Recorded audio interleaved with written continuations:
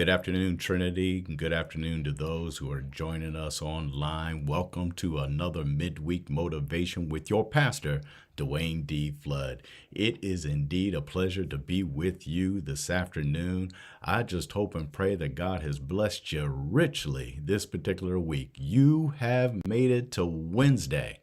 Praise God. You're halfway through the week, and we hope that this is just a little bit of encouragement to get you through the rest of the week, because it's important for us to be connected to God every minute, every hour, and as much as possible. So these are just designed, as I indicate, as a quick word. I want you to turn to Deuteronomy this afternoon, chapter number 4. We're going to take a look at one verse, which is 31. Deuteronomy chapter 4, verse 31. Old Testament, not to insult, but just to help. Deuteronomy chapter 4, verse number 31. Just a little background as you're turning to that verse. We find that Israel continues to sin after strong warnings against idolatry. Now, God has stated that he is a jealous God, that there shall not be any other gods before him. Yet Israel continues to do what they want to do. Moses spells out some consequences beginning in verse number 25, but what really kind of captures my attention is that when you get to verse 31, we really see how wonderful God is. So even when Israel was disappointment and being disappointed to God and neglecting God, God didn't neglect them. So hopefully you got to Deuteronomy chapter 4, verse number 31. It reads, "For the Lord thy God is a merciful God. He will not forsake thee, neither destroy thee, nor forget the covenant of thy fathers, which he sware unto them." That is a great, great sense of encouragement. But let's dig in a little bit, because the verse begins with the fact. The Lord, the supreme ruler, the sovereign ruler, is a merciful God. Now, merciful means tenderhearted, a compassionate God.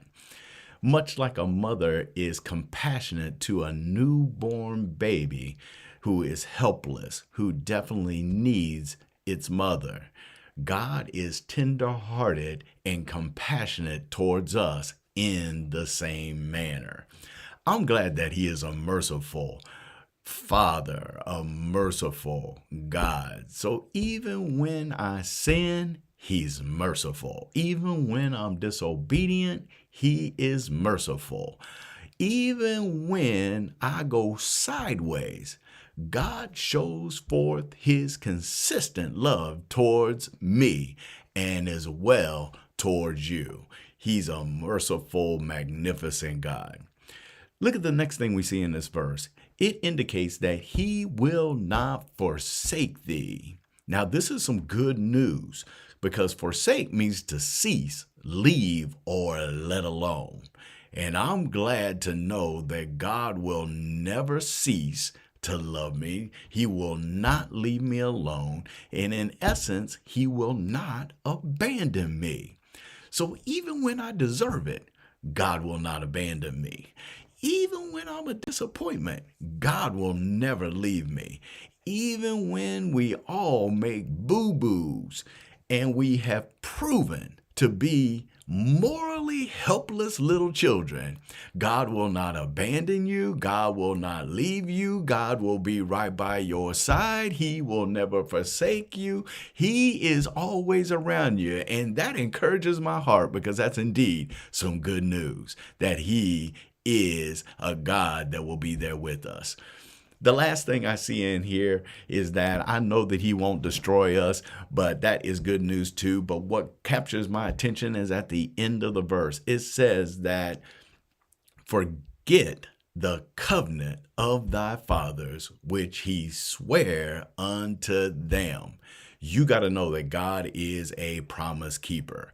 I love the fact that he told Abraham that he would make him into a great nation, into his seed, his children. God will give them a great land, flowing with milk and honey, plentiful food and drink, great living, establishing this covenant with him, establishing this promise with him, establishing this oath from generation to generation. God never forgets his promise. God is a promise keeper. Even when we aren't promise keepers, God is a promise keeper. God remains faithful. God remains loving. In one of these old days, we will be in the land flowing with some abundance, flowing with milk and honey, experiencing God's amazing great provision. I'm talking about the land of no more. I mean, no more crying, no more dying, no more pain, no more misery, no more disappointment. I'm just telling you, there is a land that's got your name on it, and it is the land of no more. Why? Because God is a promise keeper. So I'm not going to get excited, but I am excited because God is a merciful God. He is an awesome person who will never leave you nor forsake you, and he is a promise keeper, and that encourages my heart on a Wednesday. Perhaps you're looking for a place to worship or you're looking for a church home. We prayerfully want you to consider the loving people here at Trinity Missionary Baptist Church. We are located at 6320 Chandler Street here in Cincinnati, Ohio, 45227. I hope and pray that this word just meditates upon your heart and that it reminds you of whom you are and who you belong to. You belong to a merciful Father who is your ultimate promise keeper. Have a blessed day.